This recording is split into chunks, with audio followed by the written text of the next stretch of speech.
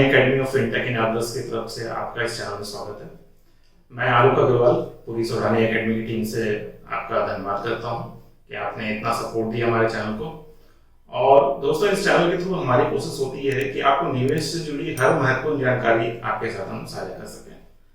तो इसी कड़ी में आज हमारी एक नई शुरुआत है और मैं आपसे आज ऐसे ही महत्वपूर्ण टॉपिक के बारे में बात करने आया हूँ। दोस्तों, आप जानते हैं जैसे कि आज के दिन में हमारे परिवार में या तो हमारा या हमारे परिवार में हमारे रिश्तेदारों का किसी ना किसी तरह का इन्वेस्टमेंट जरूर होता है, चाहे वो फिक्स डिपॉजिट हो, बैंक अकाउंट्स हो, या इंश्योरेंस हो, या म्यूचुअल फंड्स हो, या सीधे शेयर्स में इन्वेस्टमेंट हो। तो एक फर्ज कीजिए स्थिति ऐसी आती है कि अचानक एक दिन उनकी मृत्यु हो जाती है।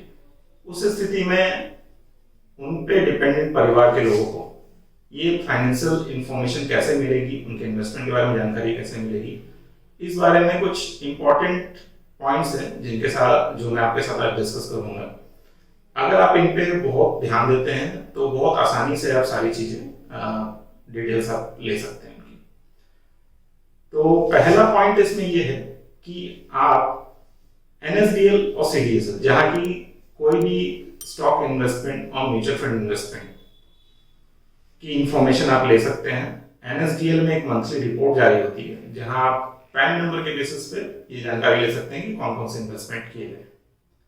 इसी तरह CDSL को अगर आप अप्रोच करते हैं, पैन नंबर साझा करते हैं और दूसरी जो भी क्रेडेंशियल्स हैं, तो आपको ये सारे डिटेल्स CDSL से मिल जाएंगे।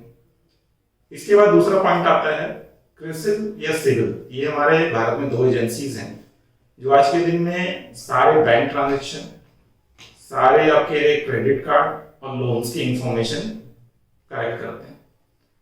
आप इनसे ये जानकारी ले सकते हैं और क्रेडिट कार्ड, लोन और बैंक अकाउंट, ये सारे। दूसरी हमारी महत्वपूर्ण संस्था है भारत में सिबिल और क्रिसिल। जैसा आप जानते हैं कि आज के दिन में हमारे सारे बैंक ट्रांजेक्शन, हमारे क्रेडिट कार्ड्स, हमारे लोन्स इनके द्वारा लिंक होते हैं, तो आप इनसे ये सारी जानकारियां प्राप्त कर सकते हैं। इसके बाद बात आती है हमारे इनकम टैक्स डिपार्टमेंट की AIS 26 रिपोर्ट की, AIS 26। इस रिपोर्ट से सारे जो TDS पेमेंट हुए और दूसरे फाइनेंशियल ट्रांजेक्शन जो इसके थ्रू आप ट्रैक कर सकते हैं, तो ये भी आपके बहुत काम की चीज है। इसके बाद बात आती है आज के दिन जो भी इन्वेस्टमेंट है, ये सारे इन्वेस्टमेंट किसी न किसी तरह आपके पास डिजिटलाइज्ड होते हैं और इनकी रेगुलर रिपोर्ट्स आपको मिलती हैं ईमेल के थ्रू। तो ईमेल भी एक बहुत महत्वपूर्ण जरिया है सारे निवेश की जानकारियां लेने के लिए। अगर आपके पास उनकी ईमेल आईडी की एक्सेस है या आप किसी तरह से रिट्रीव कर सकते हैं, तो उसमें आप मेल ट्रैक कर सकते हैं। साथ ही दूसरा इंपॉर्टेंट डिवाइस है हमारे लिए हमारा मोबाइल फोन। तो मोबाइल फोन में जो भी फाइनेंशियल ट्रांजेक्शन होते हैं उसके टेक्स्ट SMS आते हैं। मोस्ट ऑफ द केसेस में आप अगर टेक्स्ट मैसेजेस को ट्रेस कर सकते हैं तो उससे आपको सारी जानकारी मिलने की संभावना रहती है। तो ये 5 महत्वपूर्ण पॉइंट्स हैं। इसके अलावा कुछ एक निवेश के पॉइंट्स हैं जो आपको थोड़ी सी कठिनाई होगी उन्हें ट्रस्ट करने में और आपको ज्यादा समय भी देना होगा।